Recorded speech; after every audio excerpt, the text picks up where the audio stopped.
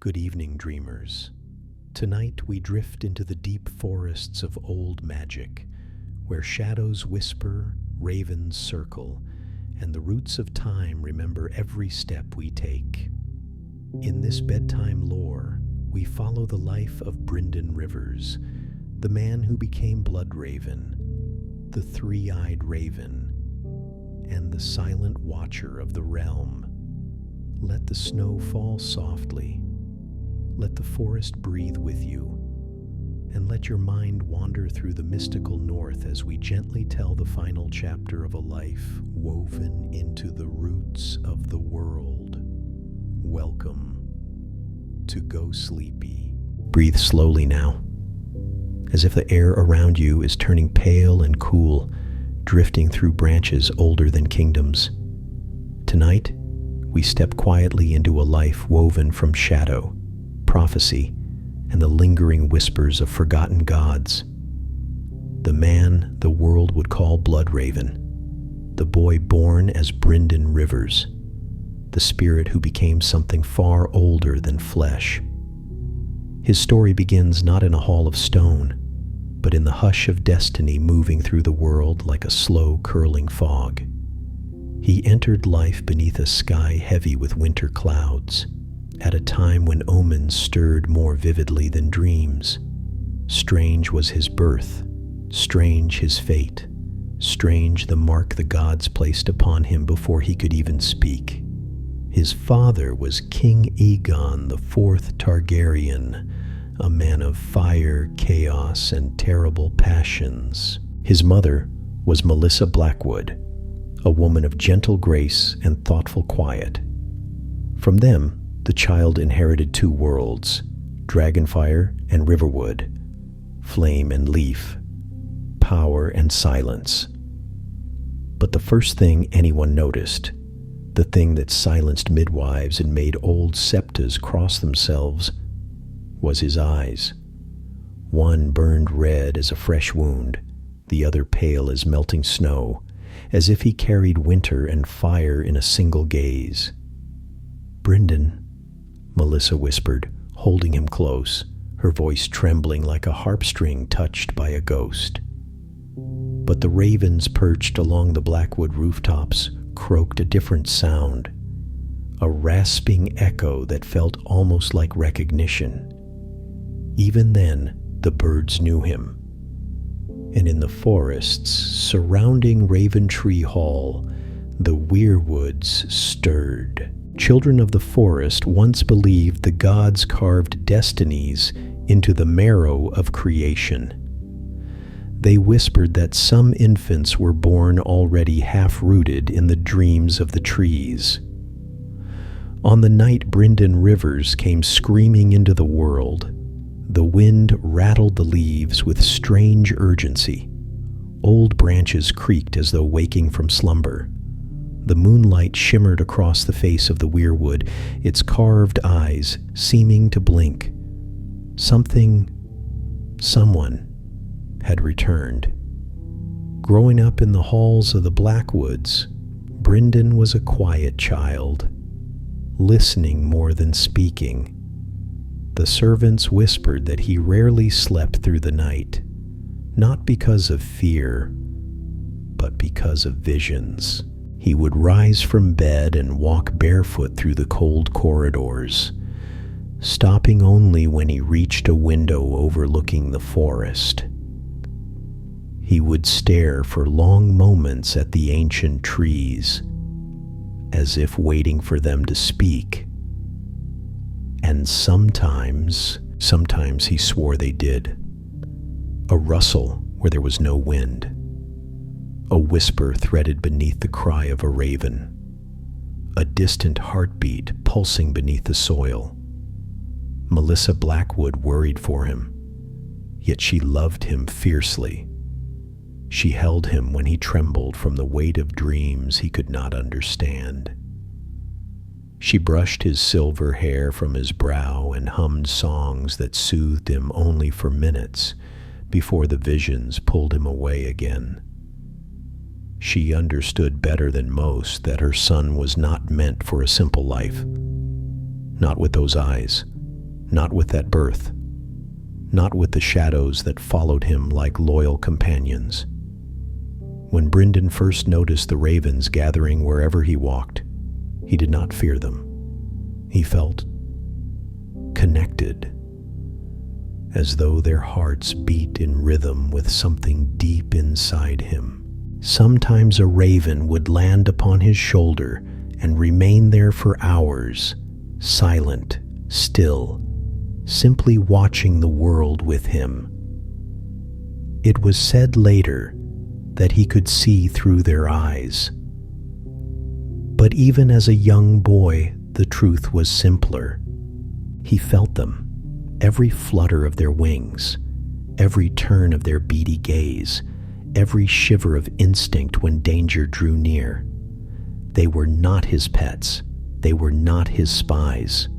They were his companions in a world that spoke to him in murmurs rather than words.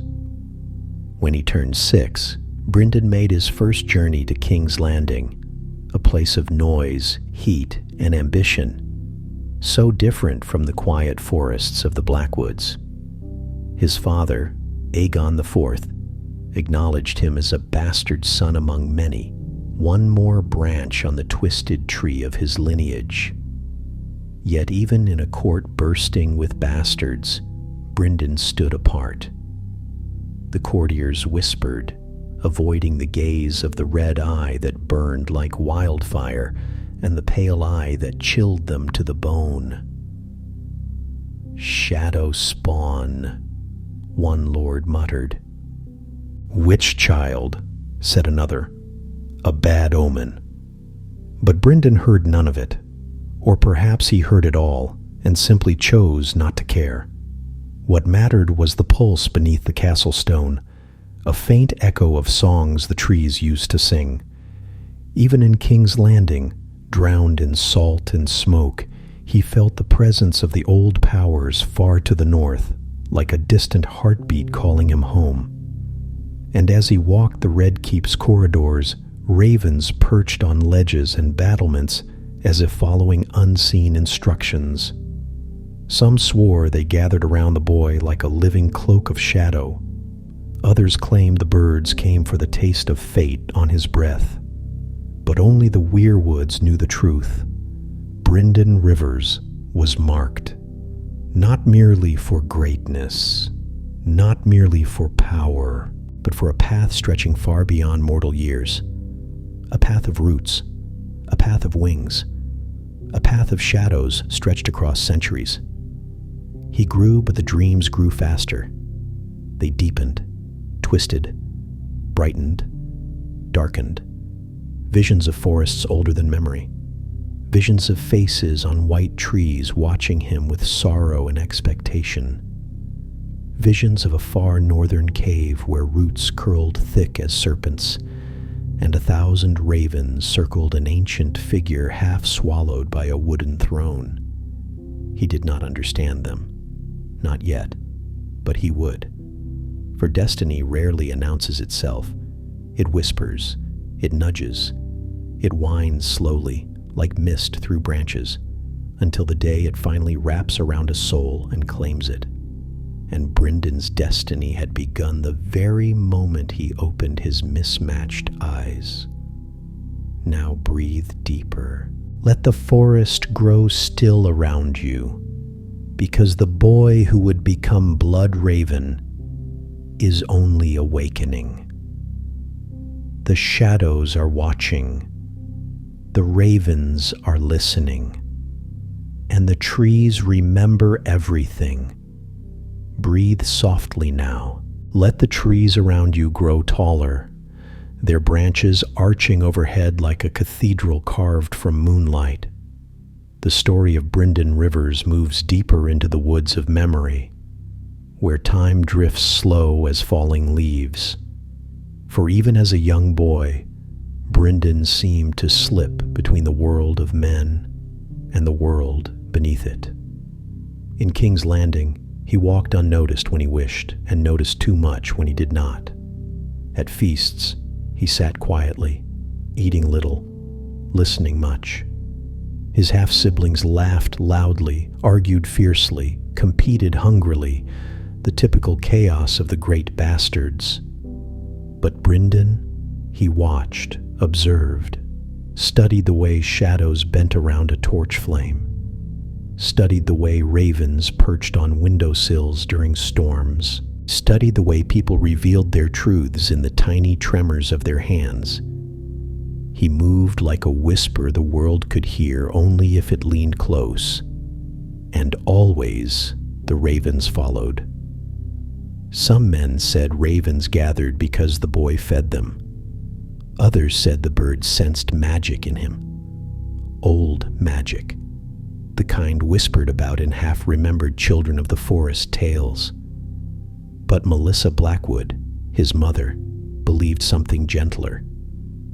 "They know your heart," she whispered to him one night, as a raven slept perched upon his arm, its feathers still and glossy in the candlelight.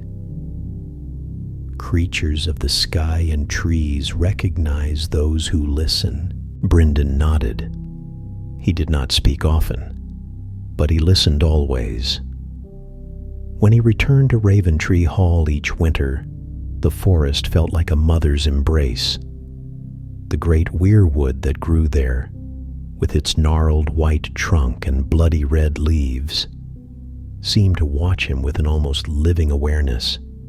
Its carved face, expression sorrowful, mouth sagging open as if holding a secret too heavy to bear, stirred something deep within him.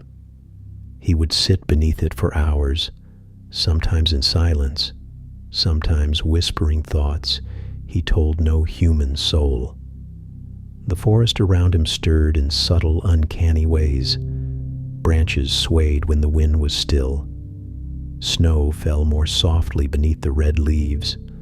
The rustling of winter-dry grass sometimes seemed to form words he almost understood. One afternoon, while the air glowed gold through bare branches, Brynden placed his hand against the heart tree. The bark was cold, then warm, then pulsing.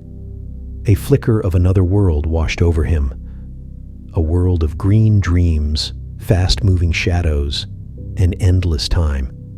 He cried out, startled, but not out of fear, out of recognition, as though the tree had whispered, "Not yet, but soon."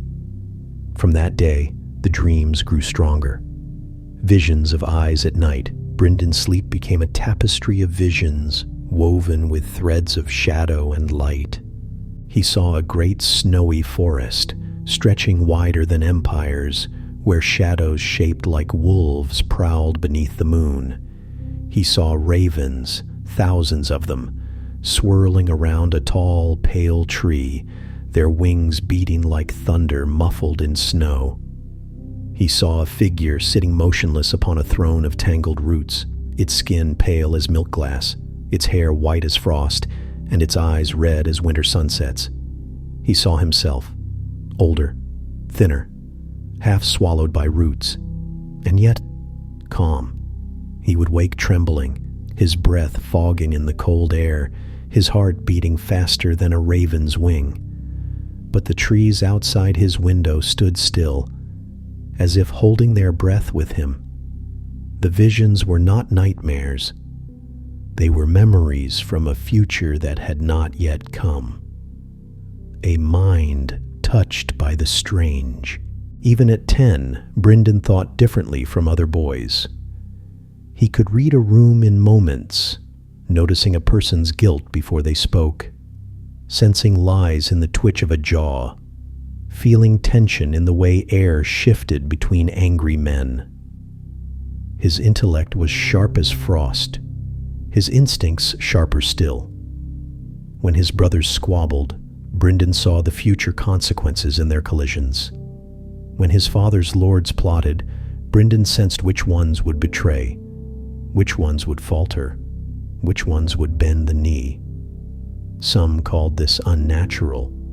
Others whispered he had the blood of sorcerers. But the truth, hidden beneath layers of destiny, was simpler. He was listening to the forest within himself. for every child of Targaryen blood inherits fire. But Brynden inherited shadow as well.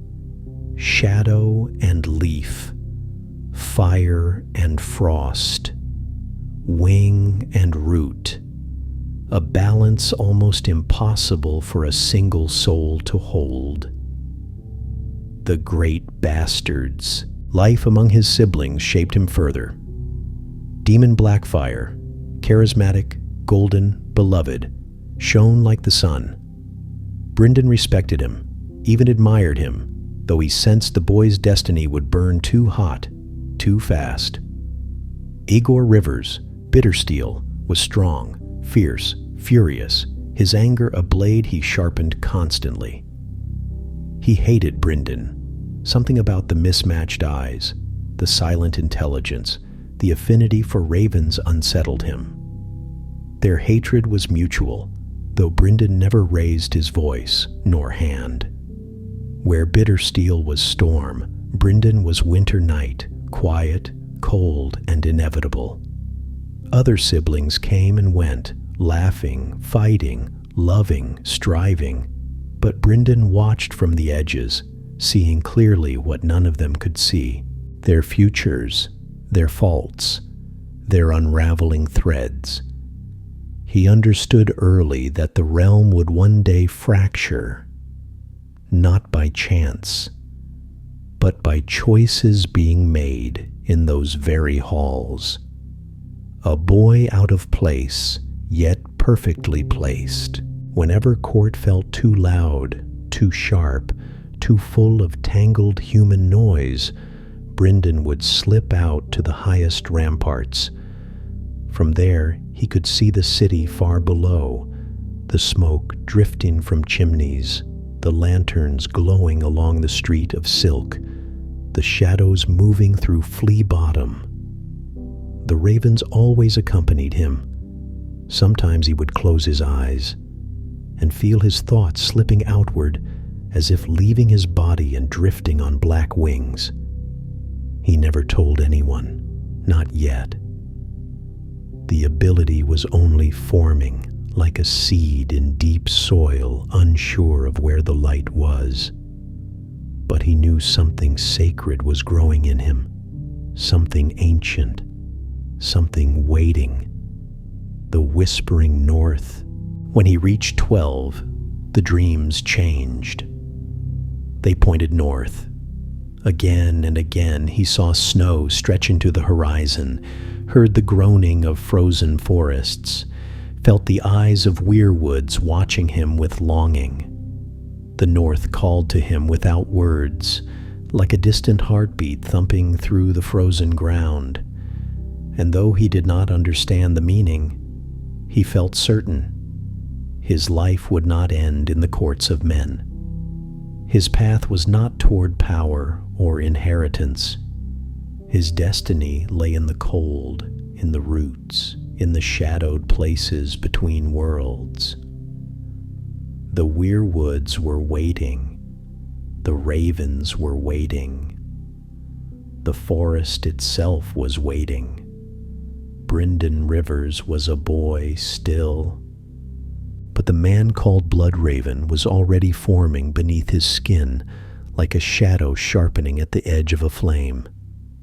And somewhere deep in the far north, the ancient magic of the children of the forest stirred, sensing its long-awaited shepherd beginning to awaken. Breathe slowly now. Let the forest close gently around you. Red leaves drifting softly through the air, ravens circling above in slow, spiraling currents of night. Because in this final part of Chapter 1, Brynden Rivers steps out of childhood and into destiny's growing shadow. A boy who saw too much. By the time Brynden reached his 13th year, the world had already begun whispering about him. Not loudly, not publicly, but quietly, the way people speak of storms forming on distant horizons. He did not behave like other young nobles. He did not chase glory with a sword, nor seek warm applause in tournament crowds. He did not sing for ladies, duel for honor, or posture like a lordling craving approval. Instead, he watched from corners, from balconies, from shadows. He absorbed the world the way a forest absorbs snow, silently, slowly, completely. Every whisper of court politics, every shift in allegiance, every flicker of deceit. Brynden sensed it all. His senses stretched outward like pale roots drinking from the soil of human intention. And so began the first truth of his life. Brynden Rivers was never surprised. Only other people were. Servants swore he knew what they would say before they spoke. Lords claimed he read their minds. Sellswards muttered that they felt his mismatched eyes lingering on them long after he'd turned away. But none understood the truth stirring beneath his bones. His magic was awakening, not dragonfire, not sorcery of shadowbinders or pyromancers, but something older, something green as moss, ancient as the first dawn, patient as the slowly growing roots of the world. The forest within him. Each year Brynden returned to Raventree Hall, and each year the forest welcomed him more deeply. He no longer merely sat beneath the weirwood. He felt its presence like a second heartbeat. When he touched its bark, visions spilled into him. Snow falling in places he had never been. Eyes glowing red in frozen caves. Children of the forest, whispering in languages older than steel. Ravens perched on bone-white branches, gazing down at him with unsettling intelligence. The visions were soft, dreamlike, but they left him trembling, breathless, changed. One winter evening, as the snow fell thick and silent, Brynden pressed his ear to the weirwood's trunk. He heard a pulse, a rhythm, a distant echoing call. Come north. Not yet, but someday. He pulled back sharply. The weirwood's carved face stared down at him, solemn, sorrowful, knowing. And for the first time, Brynden felt fear, not of the visions, but of the truth behind them. He was not dreaming. He was remembering the future, the sword, and the raven. Despite his strange nature, Brynden was no frail wisp of a boy. He trained with sword and bow, as all noble sons did, and he excelled, not from passion, but from precision. Where others used muscle, Brynden used observation. He struck not where an opponent stood, but where they were about to be. Every feint was useless against him. Every lie exposed itself in movement. His half-brother Demon Blackfire trained like a hero from a song, all brilliance, strength, and charisma. But Brynden fought like a shadow, analytical, swift, patient. When asked how he always knew what came next, Brynden simply answered, "I see the pattern." And though it sounded harmless it was not, because the pattern he spoke of ran deeper than combat. It ran through people, through loyalties, through the fabric of the realm itself. He began to sense the future rebellion long before it formed. He saw the jealousy growing in bitter steel, like a thorn twisting under the skin. He saw demons' rising legend, brighter than any crown. He saw the king's death approaching like winter wind. He saw the Blackfire's civil war before anyone else even imagined it. And every raven that perched near him seemed to whisper the same warning: prepare. The gift of sight. Brynden's strange abilities matured quietly, like vines creeping across an old stone wall. First came the simple moments, seeing flashes of memory in the eyes of animals, feeling the emotions of ravens perched near him, sensing danger before it arrived. But the deeper magic, the the green sight, grew with him. Sometimes, in the border between waking and dreaming, he saw events long past. Children of the forest carving the first faces into weirwoods, the first men kneeling beneath red leaves, the rising of the wall stone by stone, spell by spell. Other nights he saw fragments of what would be: a boy with a direwolf following him north of the wall, a crippled child learning to fly without wings, a frozen darkness moving across the snow like a whispered doom. He did not understand these visions. He only knew they mattered.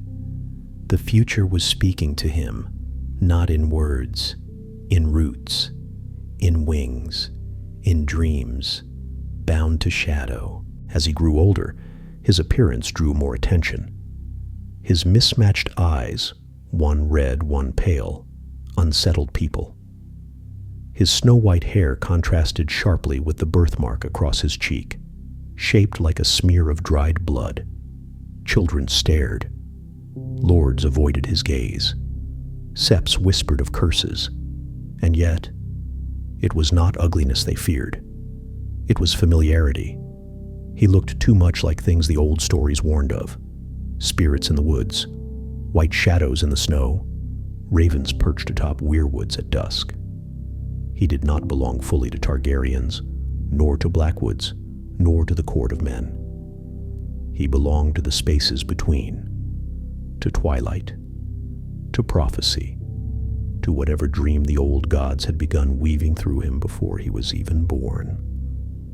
The turning of the age. By the time Brynden reached 16, destiny pressed upon him like falling snow, soft, gentle, but heavy enough to bend branches.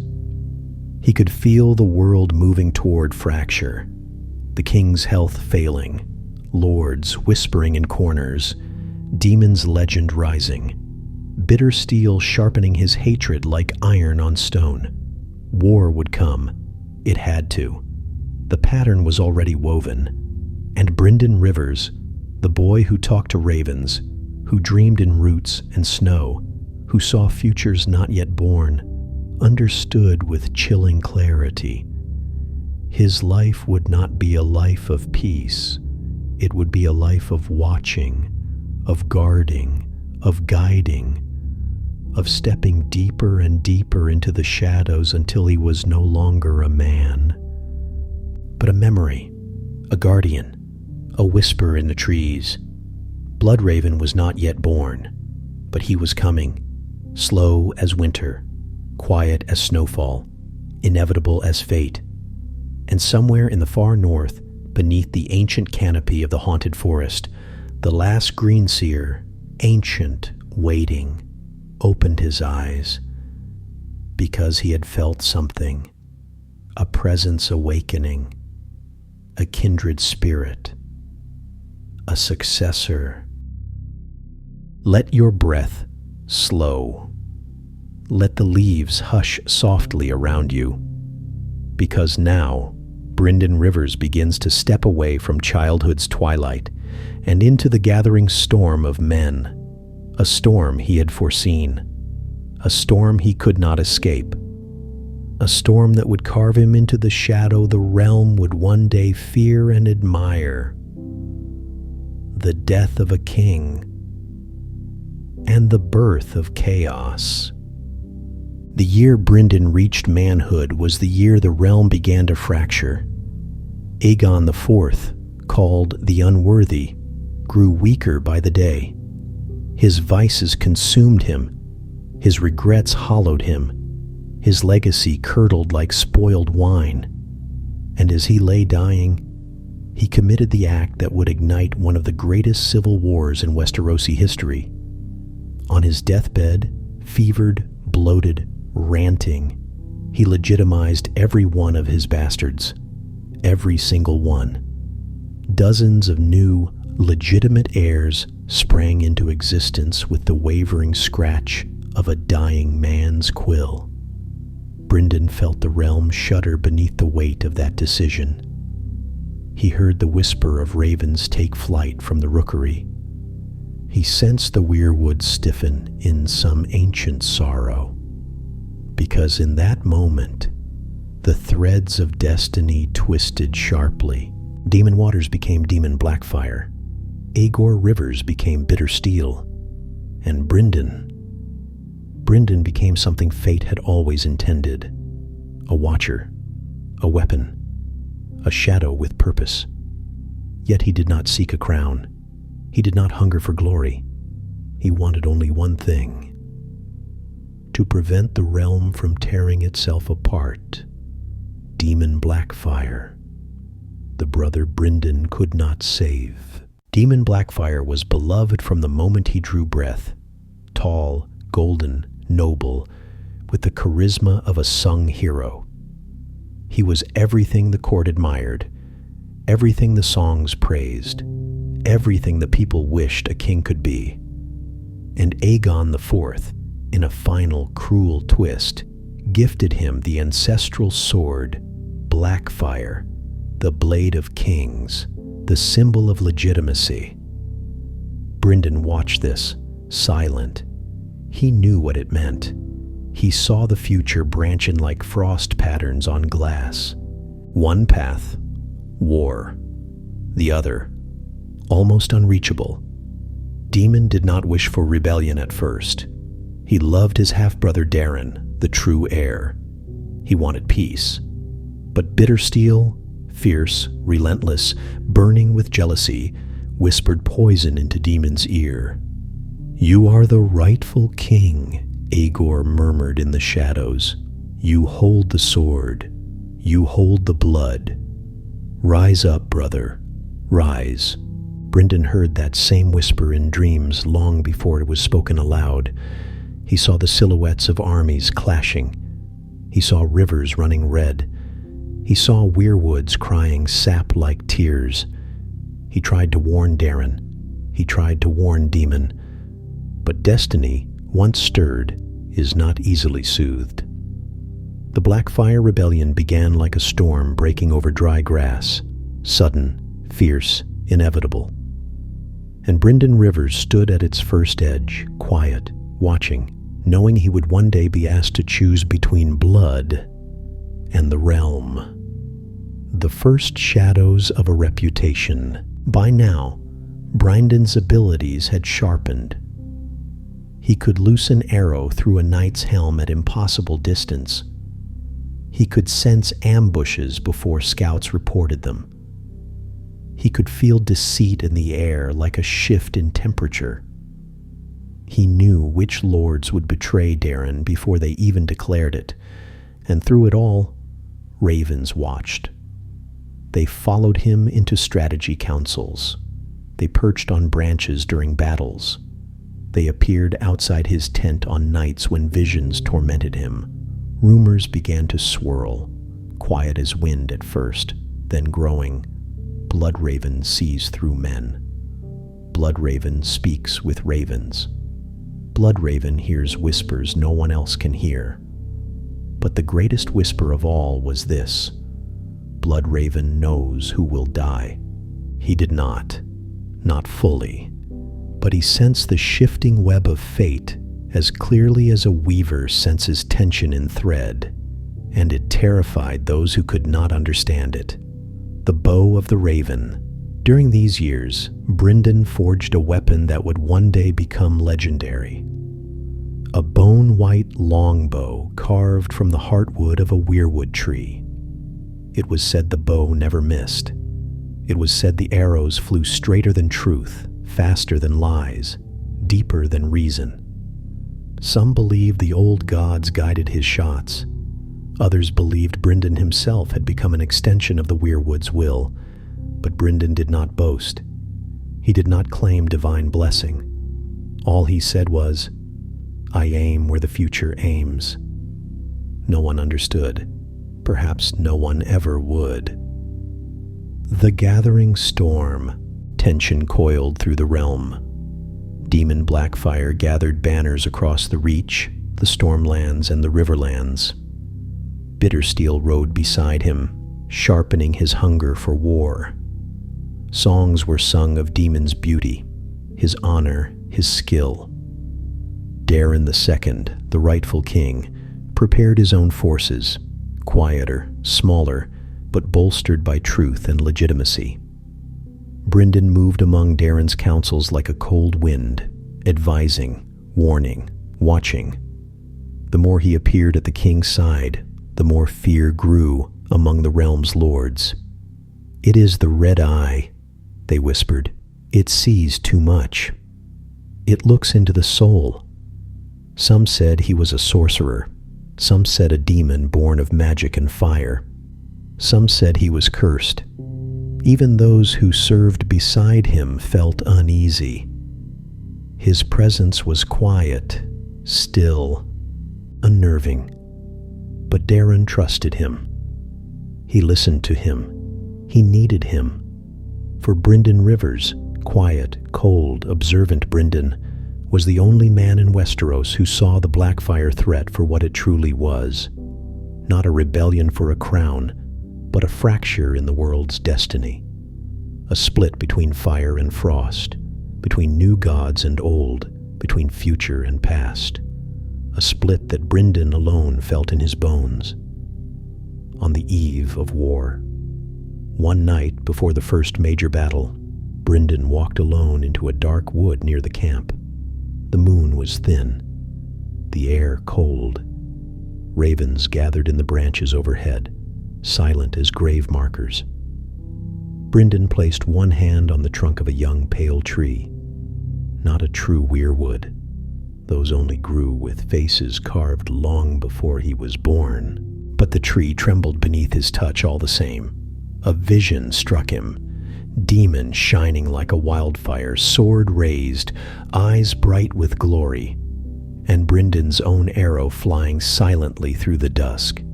He staggered back. The ravens rustled, restless. He did not want this fate. He did not want to be a kinslayer, a brother killer, a shadow that ended a song. But prophecy does not bend to mortal desire. And the whisper of the old gods drifted through the cold night. Choose the realm, not the blood. Brynden bowed his head. He did not answer. He did not need to. The trees already knew his choice. A boy no longer. As he returned to camp, the soldiers stirred restlessly in their tents. Flames crackled. Steel glinted. The smell of war soaked the air. Brynden walked among them silently, ravens fluttering overhead like drifting smoke. He was young, and yet his eyes held centuries. He was mortal, and yet touched by something timeless. He was Brynden Rivers, and he was becoming Bloodraven, the shadow who would watch the realm, the man who would trade brothers for kingdoms, peace for sacrifice, and life for purpose. The forest whispered around him, "Your path begins here." And Brynden stepped forward toward battle, toward fate, toward the long, winding road that would one day lead him north, to the very edge of the world and beyond. Let the world go quiet now. Let the wind fade into stillness. Because the next part of Bloodraven's tale leads us into a moment the trees remember with sorrow, a moment when destiny demanded a price so heavy. The echoes of it still cling to the roots of Westeros, the Blackfire Rebellion, a war not of kingdoms, but of brothers and songs and blood. The drums before the storm war unfurled slowly at first, like mist creeping over still water. Rumors of banners gathering, of demon Blackfire knighting loyal lords beneath weeping willows, of Bittersteel sharpening not just his sword, but his hatred. The realm divided, not because people hated Darren, but because they loved Demon. His charm, his honor, the legendary sword he carried. He was a figure out of ancient tales. Brynden watched the realm split like an eggshell. He saw which houses would break faith before they did. He saw which lords whispered treason, even before the words formed fully in their minds. The ravens brought him secrets, the dreams brought him warnings, the weirwoods sent him sorrow. Because Brynden understood what others refused to see, this war was not truly about who would sit the Iron Throne. It was about fate trying to correct itself, about fire battling fire, about the realm choosing which future it would bleed for. The battle forms. As summer burned into autumn, the two armies finally met on a vast plain where the grass shimmered gold beneath the sun. Demons' banners rose proud, the red dragon of Blackfire roaring upon black silk. Songs claimed the wind itself shivered with anticipation whenever Demon drew his sword. Darren II's banners fluttered across the field as well, the three-headed red dragon of House Targaryen. And between these two dragons, the realm held its breath. Brynden Rivers stood beside the king's officers, ravens circling above him like a halo of dusk. He scanned the battlefield as a weirwood might, silent, ancient, absorbing every detail. He felt the threads of fate tug sharply, pulling at him, urging him toward a choice he did not want to make. The battle begins. The first charge thundered across the field. Lances lowered, shields raised. The ground trembled beneath the weight of thousands of pounding hooves. Brynden remained calm. He notched an arrow to his bone-white bow. He did not fire yet. He listened, to the ravens shrieking above, to the murmurs of a wind threading through tall grass, to the pulse of destiny thudding louder and louder in his veins. When he finally loosed his first arrow, it flew like a streak of pale moonlight and found its mark in the throat of a knight about to strike Prince Baelor. The second arrow saved another lord. The third turned the tide of a skirmish. Brynden's hands moved calmly, as if guided by something older than battle, than blood, than time. Yet the battle raged on. House after house clashed in a storm of steel. The air filled with screams, smoke, dust, and grief. And in the middle of it all rode Demon Blackfire, brilliant, beautiful, deadly. He shone like the sun. He fought like a god. He cut through men as though fate itself blessed his blade. And Brynden felt something twist deep inside his chest. This is the moment, the vision, the prophecy. The weirwoods had shown him this crossroads, and now it unfolded before him exactly as dreamed. The moment destiny chose. Demon Blackfire broke through the Targaryen line, Blackfire blazing in his grip, charging toward a cluster of loyalist knights. Brynden saw it clearly, the future splitting in two. One path, Demon triumphant, Darren slain. The realm fractured into endless war. The other path, Demon's fall, the rebellion crushed, the realm preserved. A raven shrieked above him. Brynden lifted his bow. "Don't," whispered some human part of him. "Do it," murmured the old gods in the rustling grass. Brynden exhaled. He released the arrow. It flew straight, silent, guided not by hand but by destiny. It hit Demon Blackfire deep in his side. Not a mortal wound, not yet, but it opened the moment. A heartbeat later, another volley of arrows struck him. Demon faltered, his sword dipped, his horse reared, and Bittersteel, seeing what had occurred, screamed a curse so fierce it seemed to crack the air. But it was too late. Demon Blackfire, beloved, noble, shining demon, fell from his horse and into the golden grass. The sun dimmed, the wind stilled, and a hush fell across the battlefield. Brynden closed his eyes, because he had become a kinslayer, a brother killer, a shadow that ended a song. The rebellion breaks. With demon fallen, the heart of the rebellion broke. His banners began to buckle, his followers faltered. Men who would have died for him lost hope in an instant. Bitter Steel, wild with grief and fury, led a furious charge to retrieve Demon's body. Brynden and Bitter Steel's eyes met across the field, one mismatched and cold, the other burning with hatred.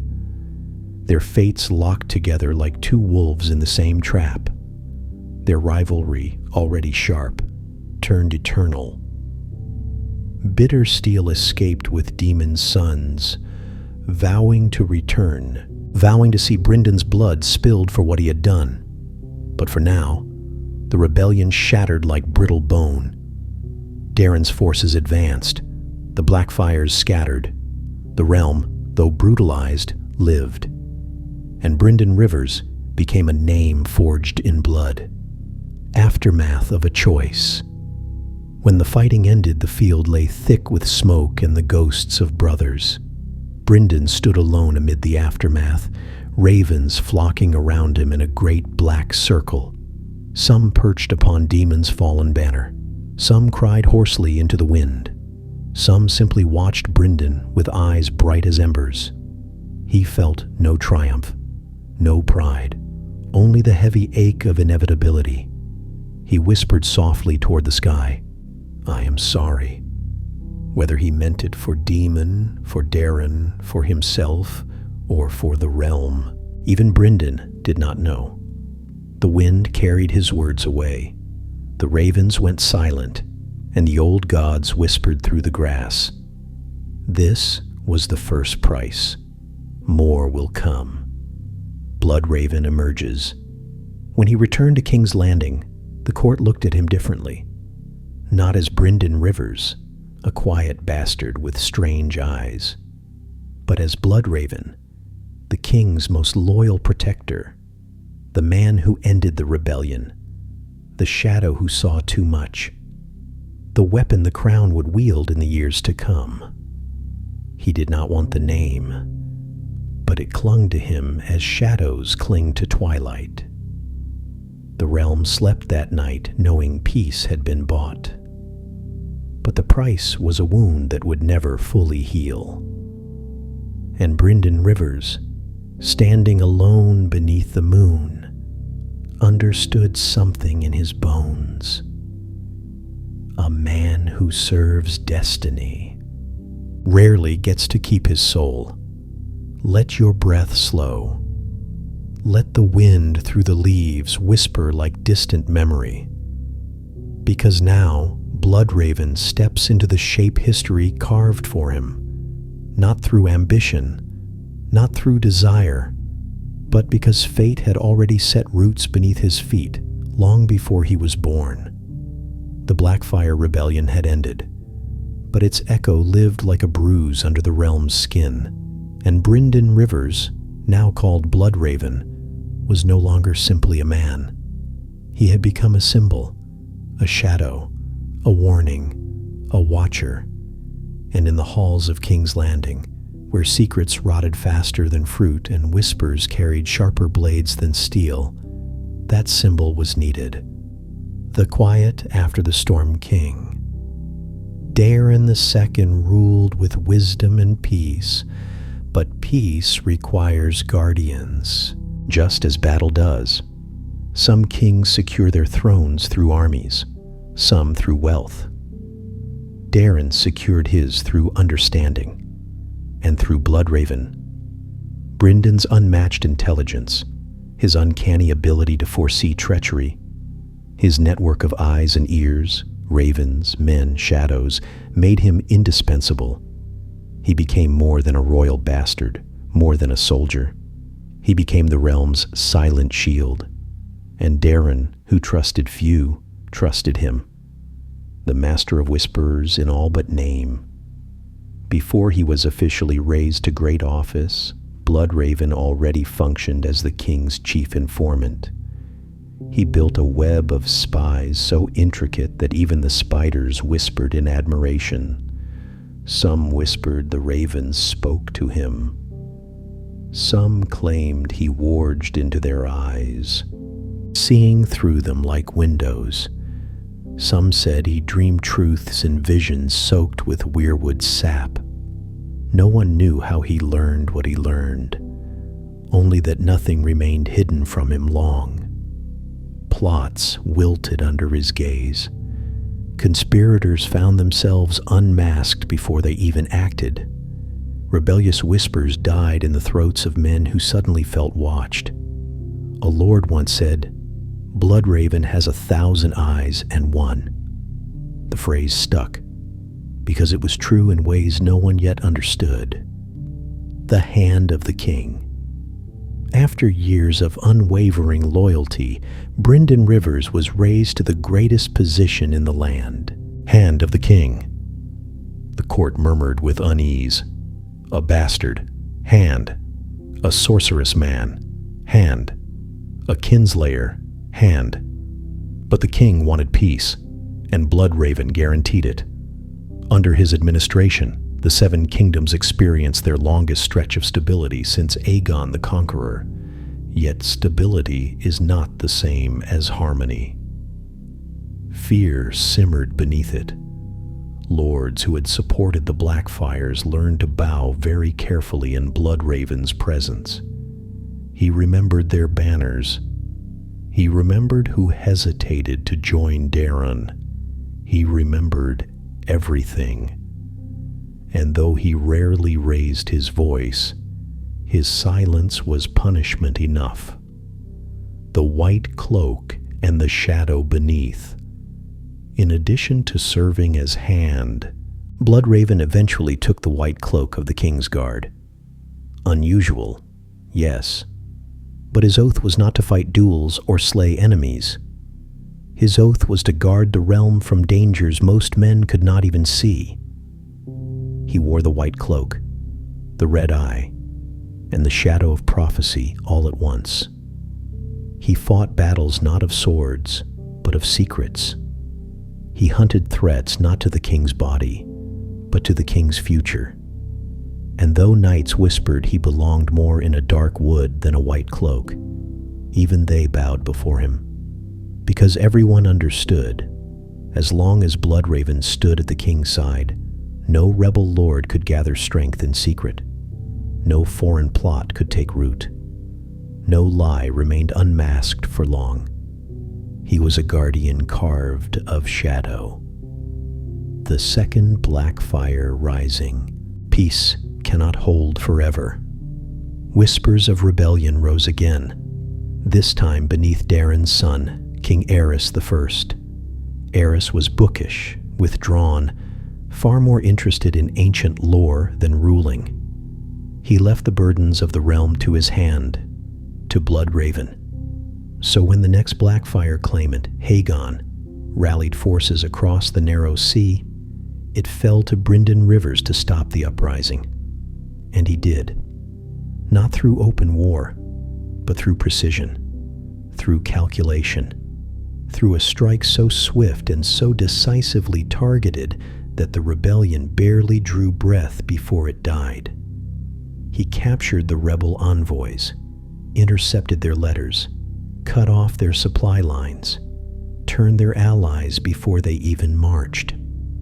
When the dust settled, lords whispered, "It is as if Bloodraven knew the rebellion before the rebels did." He did, because fate whispered to him in dreams, because ravens carried the scent of treachery, because weirwood memories flickered at the edge of his vision. But men explained it more simply. He sees everything. The shadow of justice. Yet power comes with cost.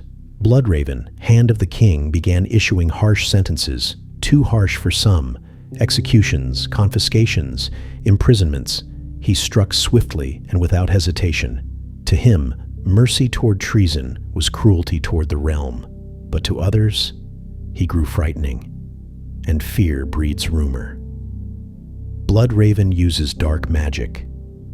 Bloodraven drinks weirwood sap. Bloodraven knows when you lie because he is no longer truly a man. Even Meisters whispered that Brynden Rivers was touched by unnatural forces. Yet it was not sorcery that made him ruthless. It was vision. He saw futures where hesitation meant kingdoms burned. He saw possibilities where mercy meant chaos. He punished not the man, but the shadow the man might cast across time, a realm that slept under his watch. Years passed. Eris I ruled weakly. Bloodraven ruled strongly.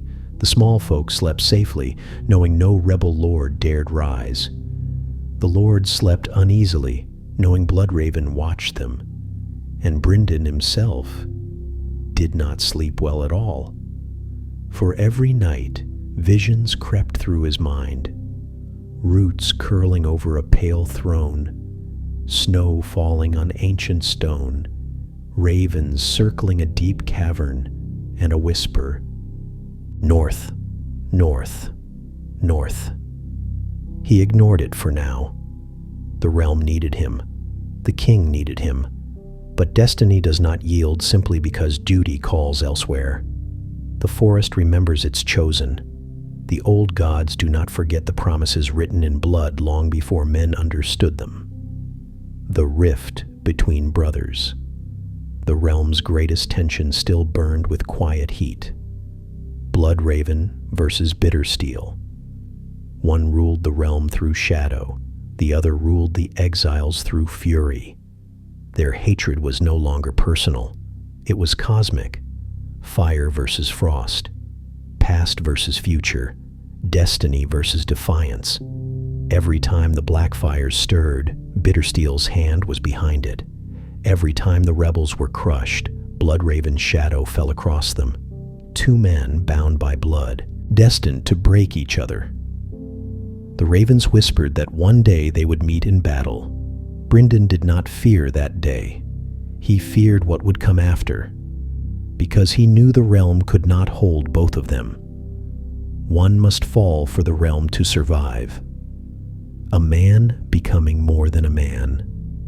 As the years drifted onward, Bloodraven felt the pull of the north growing stronger. He heard the trees whisper his name in dreams. He saw flashes of snow-covered forests even while awake.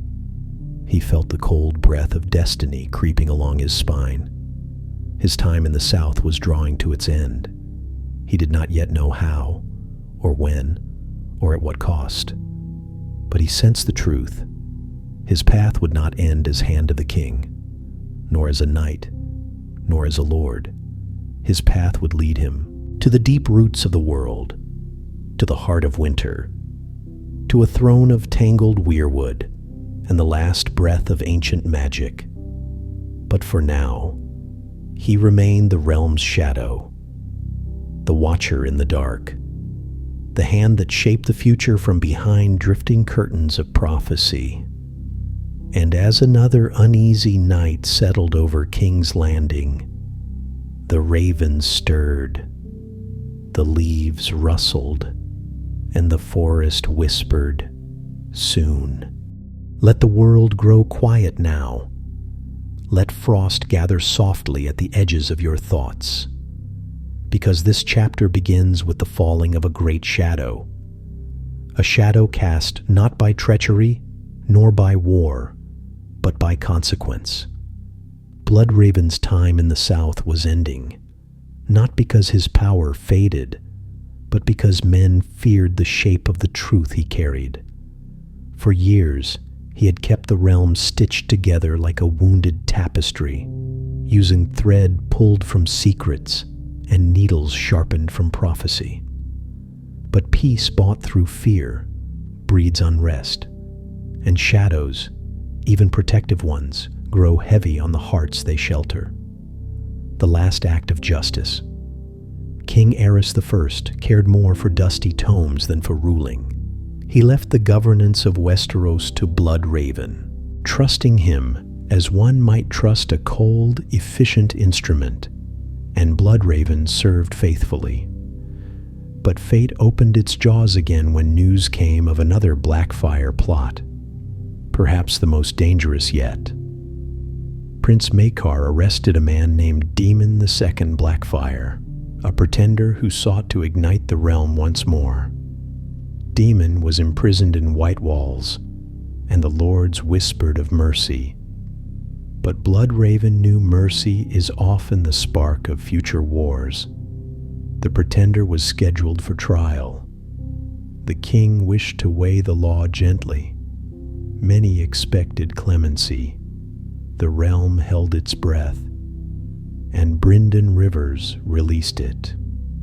In the quiet before dawn, while frost clung to the castle stones and ravens perched silently above, Bloodraven had Demon II Blackfire executed. No trial, no plea, no more chances for rebellion. Justice swift as an arrow. Justice cold as winter. Justice shaped by prophecy. But to the court, to the small folk, to the entire realm, it was a step too far. Even a hand may not wield death without the crown's word. And for the first time, the realm turned against the shadow that had protected it for decades. Condemned but not broken Bloodraven stood before the king. He did not beg. He did not defend himself. He simply spoke. I did what was necessary. Eris, torn between law and loyalty, chose law. Bloodraven was sentenced to the Night's Watch. Exile. A stripping away of rank, titles, lands, and power. But Brynden Rivers felt none of the bitterness that grips lesser men. Instead, he felt recognition, as though the old gods themselves had arranged this sentence, guiding him, nudging him, pushing him along the path he had glimpsed in dreams since childhood. A path leading north, a path leading home, the journey through falling snow. The march north was long, cold, silent. Bloodraven rode with a small escort, their breath frosting in the air, the snow crunching beneath hooves and boots like brittle bones. The ravens followed, dozens at first, then hundreds, black shapes drifting across white sky like ink spilled upon parchment. The men muttered uneasily. It's unnatural. They track him. They mourn him. But Bloodraven understood. The ravens were not following him. They were following the future. As he passed through the neck, he felt the land grow older, the air heavier, the trees stranger. The weirwoods turned their carved faces toward him, as if greeting an old friend.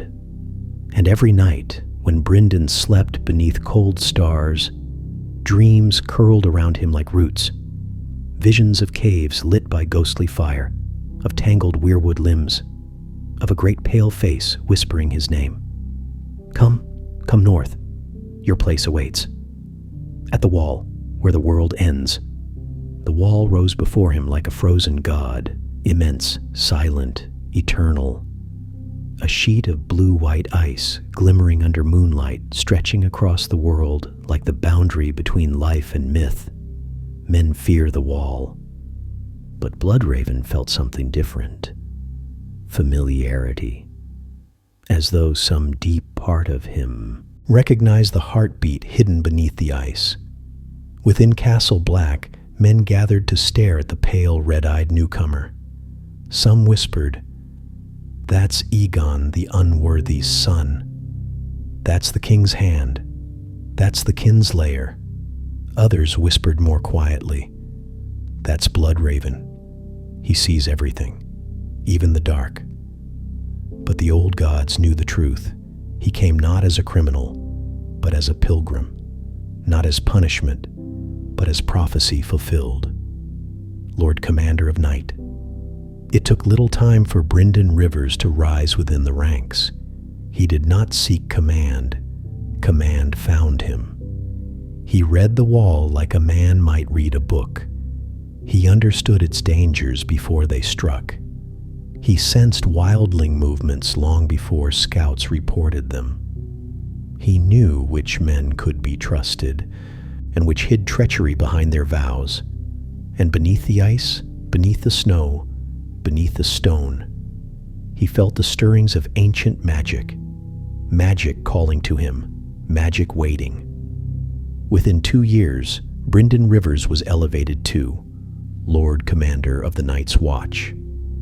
And for a brief time, the watch was stronger than it had been in generations. Yet even as he commanded the wall, his visions grew sharper. A pale child crawling through snow, a boy with a wolf's heart falling from a tower, a three-eyed raven gliding through endless sky, dead things walking with frost-blue eyes, and always, always the whisper, "Come, come, come deeper north." The disappearance, the end of Bloodraven's mortal rule, came quietly. No rebellion, no betrayal, no dramatic clash, simply a decision. One morning he left Castle Black with a ranging party, 100 men marching into a winter forest that seemed to breathe with dark, ancient life. Days passed, then weeks. Scouts returned, but Bloodraven and many of his men did not. Some said he died. Some said he deserted. Some said the forest swallowed him whole. But the children of the forest knew better. They saw him enter the haunted forest. They saw the ravens gather, a great swirling storm of wings. They felt the forest awaken, as if welcoming back a missing limb. Bloodraven did not vanish. He went where he was always meant to go, into the deep woods, into the caves of memory, into the roots of time. And as snow fell softly on the empty forest trail, the old gods whispered, "The Watcher has come." Brynden Rivers, the boy with the mismatched eyes, the hand of shadows, the kinslayer and protector, had finally stepped onto the path that would transform him from man into myth. The transformation was beginning, quietly, slowly, inevitably. Breathe gently now. Feel the air cool. Feel the world grow quieter as the snows thicken and the trees twist into shapes older than memory. Because this part of Bloodraven's story happens beyond the world of men, in a place where time folds like mist and voices echo from centuries long past. It is here, in the deep places of the haunted forest, that Brynden Rivers stops being a man and becomes something else, something older, something that watches, something the children of the forest once called Greenseer. Into the forest of whispering roots. After leaving Castle Black on that final ranging, Brynden Rivers walked deeper into the forest than any Lord Commander before him. The snow grew restless beneath his feet, as if stirred by unseen forces. The trees bent toward him, red leaves brushing his shoulders like hands guiding a long-awaited traveler. Men who followed him grew uneasy. Some turned back. Some disappeared in the night. Some pressed on, drawn by a sense they could not name. But one by one, even the bravest abandoned the trail, until Brynden Rivers walked alone, except for the ravens, hundreds of them, perhaps thousands, black wings blotting out the sky, circling him, singing a sound like turning pages. And when the trees finally opened into a clearing, a perfect ring of pale roots and frost, he saw them, the children of the forest, small, ancient, eyes glowing like pools of amber caught in moonlight, their faces carved with centuries of knowledge. They did not speak at first, they only watched, and the wind whispered, "He has come." The cave beneath the world. The children led Brynden to the opening of a great cavern hidden beneath tangled vines and snow, a mouth in the earth, a doorway to memory. Inside, the cave pulsed with faint green light, as though the very stone breathed. with the heartbeat of forgotten ages. The air smelled of moss, cold stone, and the sweet metallic scent of weirwood sap. Ravens lined the walls, hundreds of them perched among icicles and roots, their black eyes gleaming like shards of night. As Brynden stepped inside, the cave seemed to recognize him. Roots stirred, leaves trembled, faces carved into the wood whispered fragments of half-dreams. He felt no fear, only a profound stillness, as if he had finally entered the place that had been calling to him since the day he was born. The pale figure on the throne of roots. Deep within the cave stood a great weirwood, its roots forming a natural throne grown from the bones of the earth. Upon that throne sat a figure older than kingdoms, skin pale as snow, hair long as winter frost, eyes red as dying embers.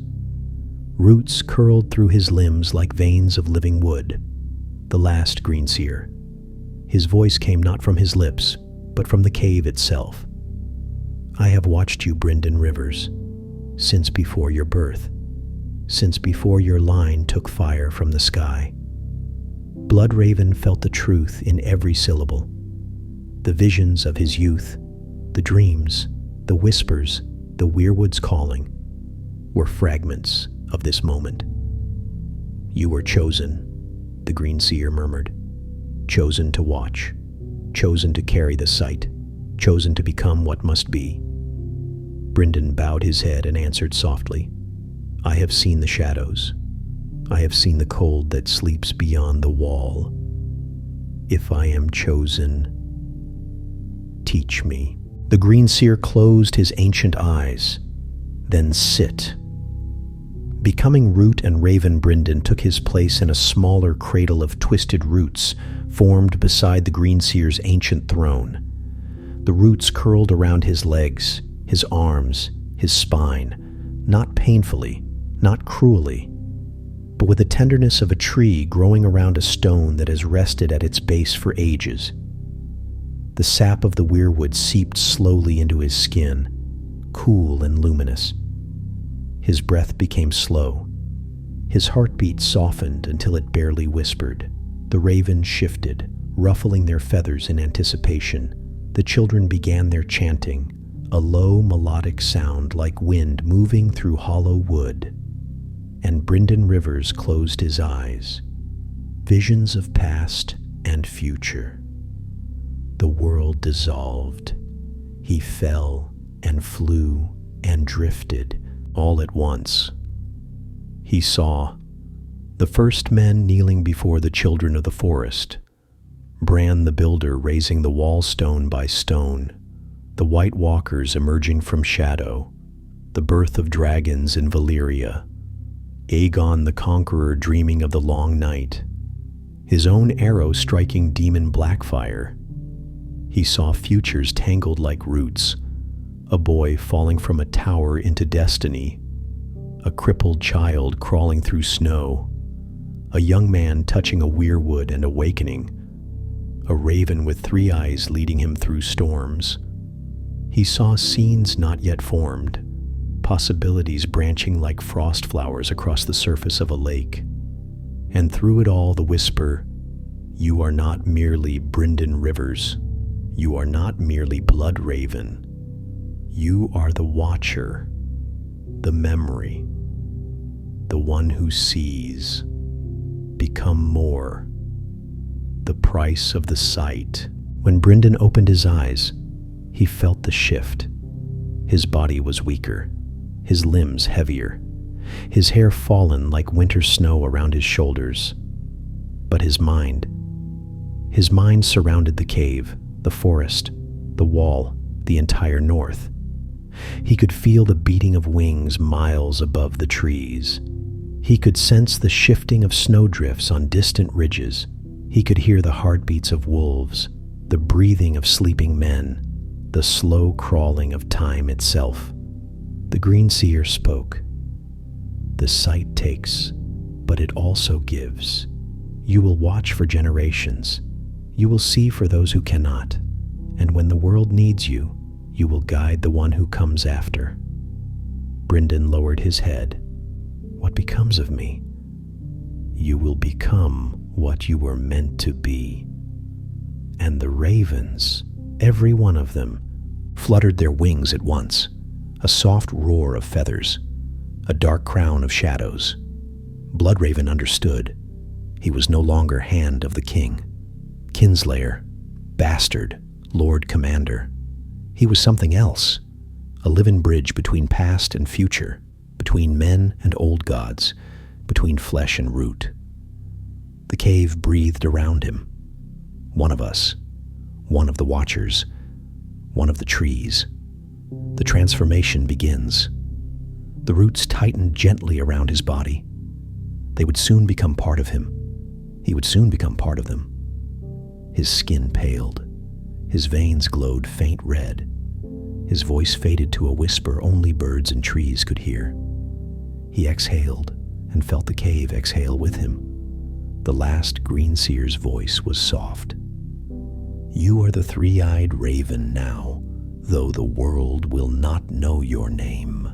For many long winters, and as Brynden Rivers sank deeper into the cradle of roots, ravens circled above in a slow, eternal spiral. His human life dimmed, his destiny awakened, and the north, the deep, ancient north, gained a new watcher. Let yourself sink softly now, into quiet, into mist, into a world where time stretches thin as silk and memory becomes a living, breathing forest. Because this final chapter of Bloodraven's story is not about battles or crowns, not about rebellions or kings.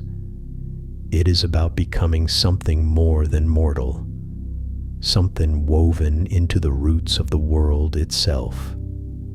The timeless vigil, deep beneath the earth, in the cave where roots whisper and ravens perch like shadows, Brynden Rivers sat upon his throne of weirwood. Not for weeks, not for months, but for decades. Time no longer touched him in the way it touches ordinary men. The seasons passed above him, snowstorms, thaws, summers and winters.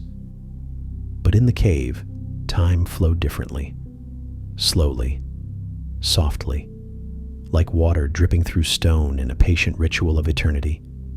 Bloodraven's body grew thin, his skin pale and cold as frost-kissed bark.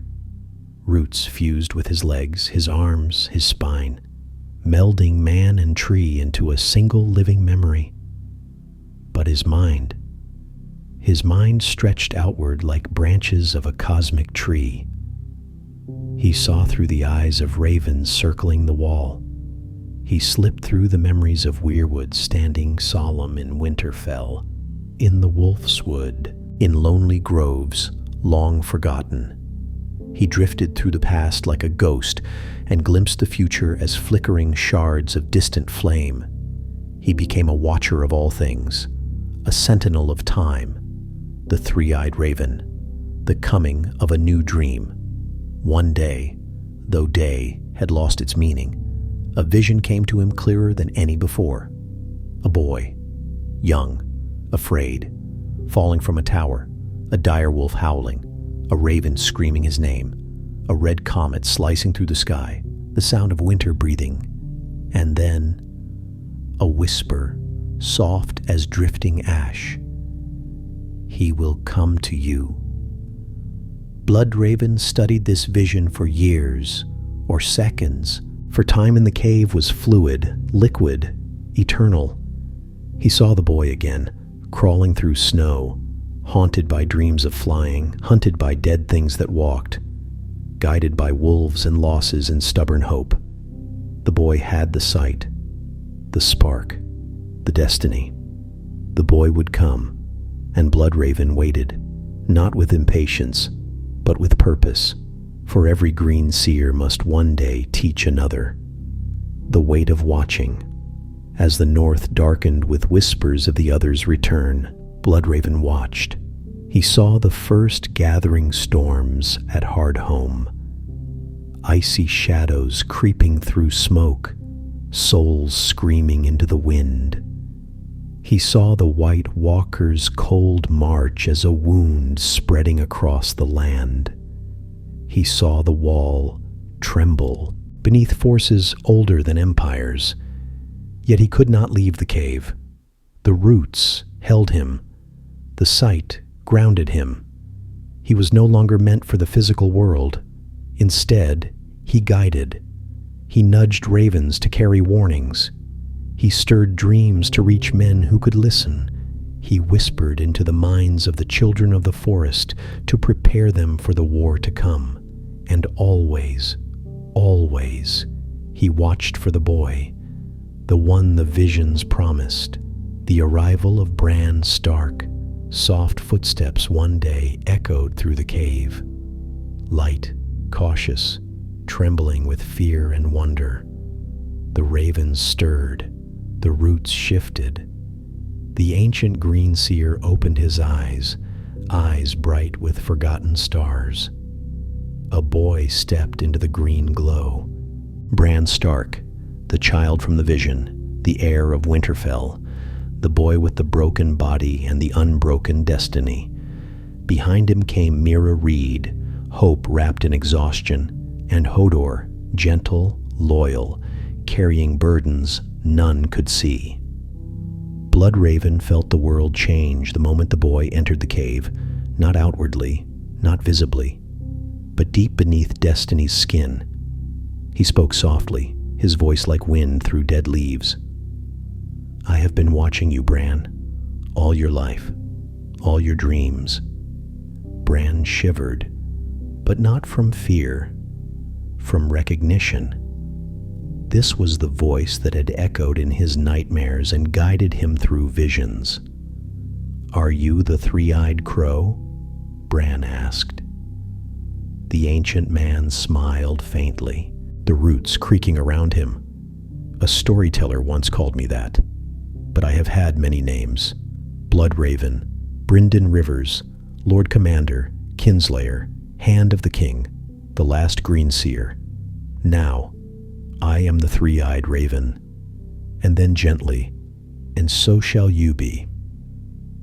The passing of knowledge. Bloodraven taught Bran not with words, but with visions. How to enter the minds of animals, how to see through time, how to listen to the heartbeat of weirwoods, how to walk the paths of memory, how to guard the living from ancient shadows, how to bear the burden of knowing what others cannot. The lessons were slow, painful, beautiful, terrifying. Bran wept, laughed, screamed, trembled. Bloodraven comforted him only with truth. To see everything is not to be free of sorrow. It is to hold the world's sorrow with open eyes.